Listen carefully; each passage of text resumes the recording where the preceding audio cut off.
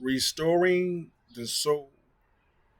If you allow me to talk about that subject just for a few minutes, the very first thing that I want to make note of is that restoring has ing. You put ing on the back of something as a suffix. It means in the process of being. It means continually. That's a message because in order for us to have a intelligible, a conversation of understanding, you have to understand something about the soul.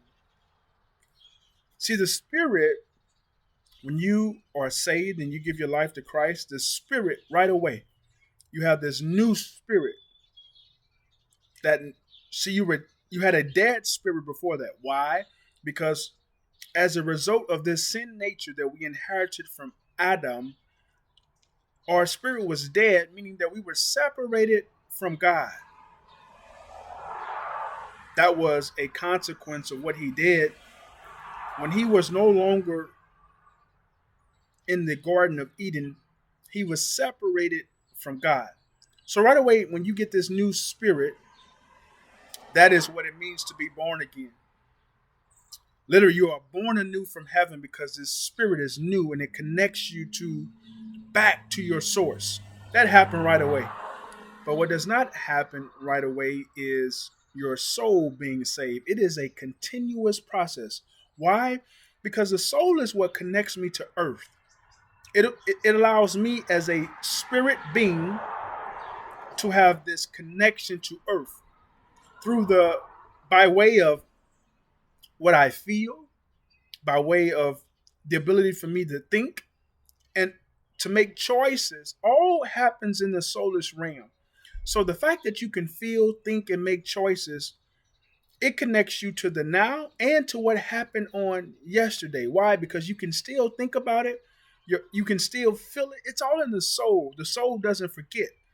The soul operates as a automatic recording program.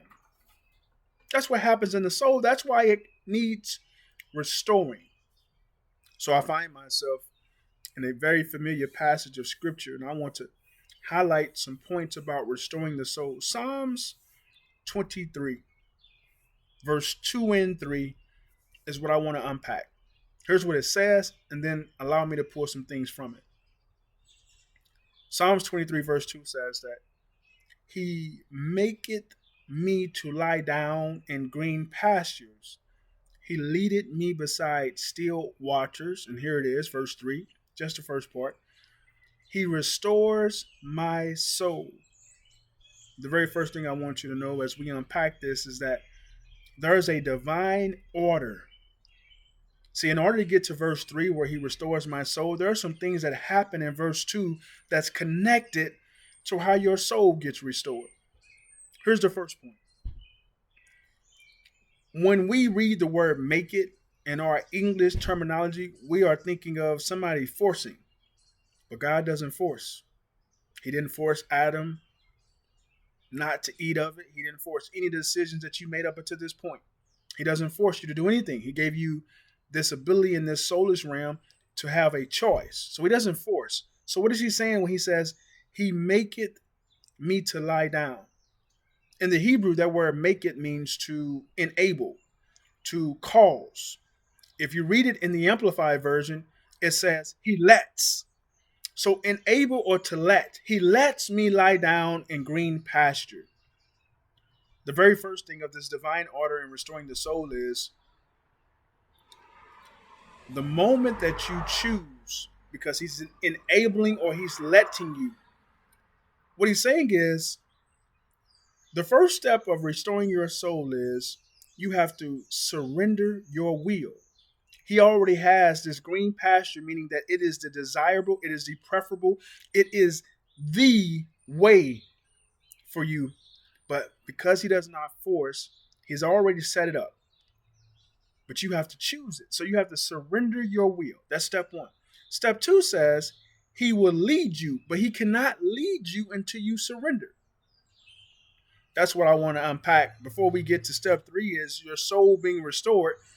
The divine order is you have to surrender, choose the best way, and then allow him to lead you. You know this just like I do. You cannot lead anything that's not surrendered, because what are they still doing? Resisting. Psalms 32, verse 8 highlights this very point.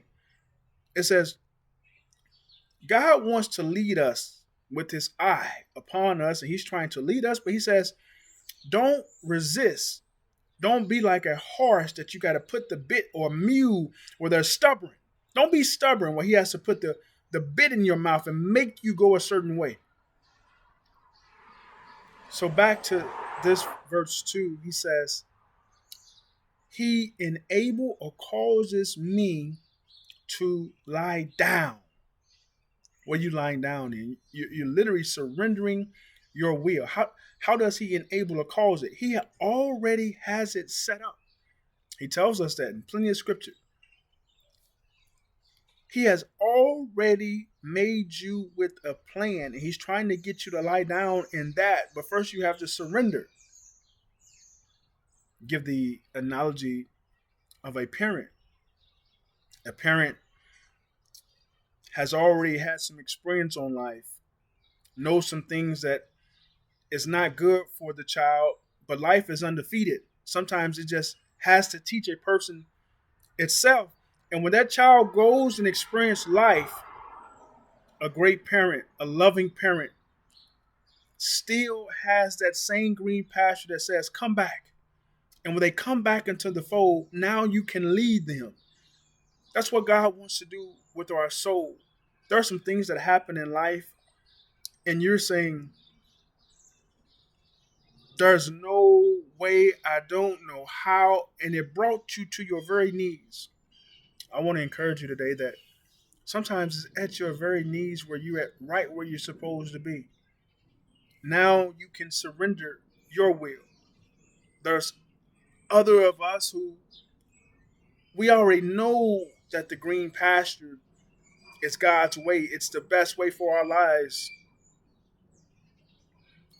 And he's just saying, surrender. Surrender so that I can lead you. Surrender the feeling of yesterday. Surrender the trauma. That was not me. Don't confuse that with God. There are some abuses, psychologically, emotionally, physically. God did not cause that for you. But nonetheless, he is asking you to surrender it. There's some betrayal, some circumstances, some things that did not work out your way in 23. And I come with this message, surrender it. If we're going to get to the point where we're restoring our soul, the very first step is surrender.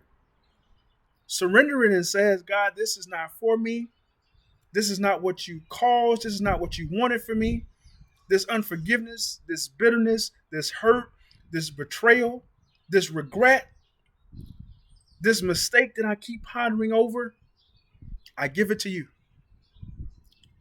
Watch how when you get in green pasture, he begins to wash you, encourage you with his word. Then he leads you right back, leading you to the still waters where he restores the soul. Surrender it. Don't take it into 23. And you know what the it is. This soul is a constant renewing of the mind. It is not a one time prayer. It is not a graduation series. It does not matter how long you've been in church. Every day, you have to renew that soul. There are some things that you have to surrender every day. There's some hurt. Begin to declare this new season of your life. But it's a mindset. So there's a portion of that that is a personal responsibility. He already has the fertile ground for you. He already has the preferred way. You just have to surrender to it. Don't resist because you keep allowing that soulish part of you to dictate your life. He's saying surrender to your spirit where I'm trying to talk to you at. Surrender to that.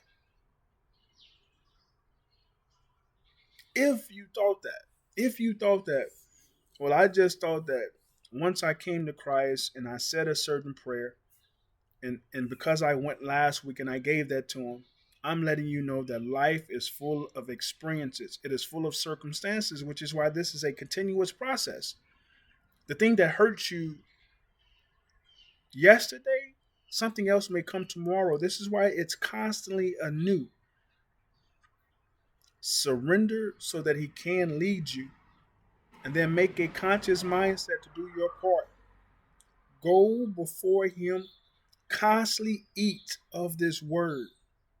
Allow yourself to be fed with the right stuff. Because if you do not surrender to his way, you will feed that soul the wrong type of attention, the wrong type of craziness, the wrong cravings. Restore the soul with his preferred method, not what you wanted to put in it. He restores my soul. Keyword he. He restores.